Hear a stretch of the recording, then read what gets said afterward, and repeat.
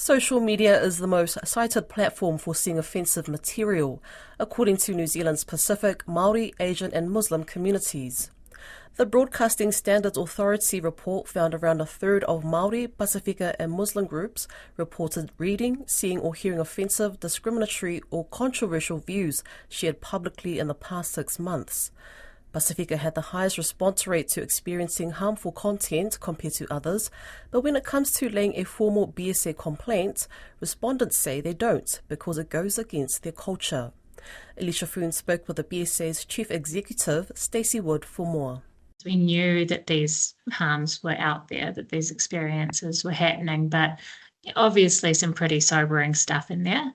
And the reason that we wanted to commission this research to begin with is because we know that Pacific peoples, as well as Māori, Asian and Muslim New Zealanders, are less likely to complain to the Broadcasting Standards Authority when they encounter harmful content.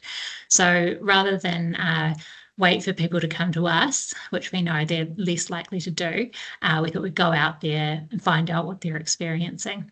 So I guess what would you like people to know, and also the government to know, when it comes to media information and the way these audiences are portrayed on these different platforms? Do you think news media are part of the problem, or are you wanting to kind of raise awareness about the way that social media isn't really safely policed and needs to be improved? Although social media was clearly the front runner for the platforms where people are experiencing the most harm, there was still a substantial number of people who said that they were switching off TV and radio because of the negative content that they were seeing.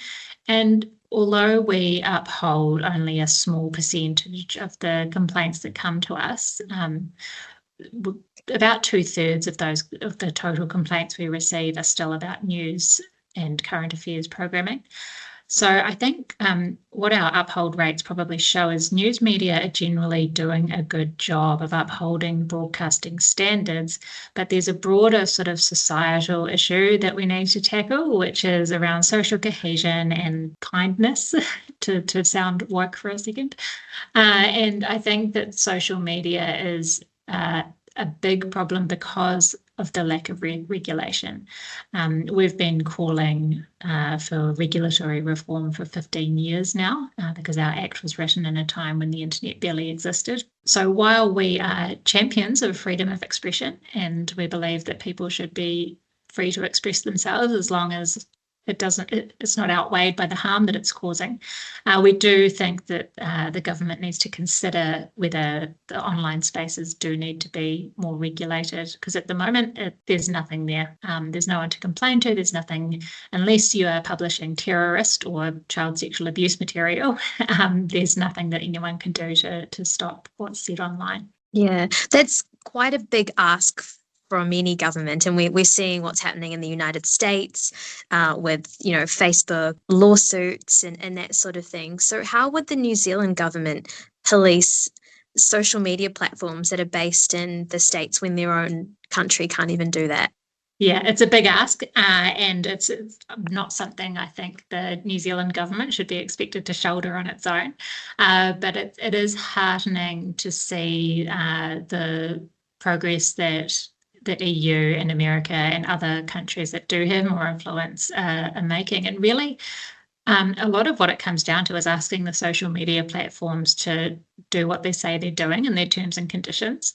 So if they can use algorithms to target people specifically with marketing content they think is going to appeal to them, to give them content they think they're going to want to see, they should be able to use those same algorithms to shut down harmful content or direct people away from harmful content that they know is serving no social good.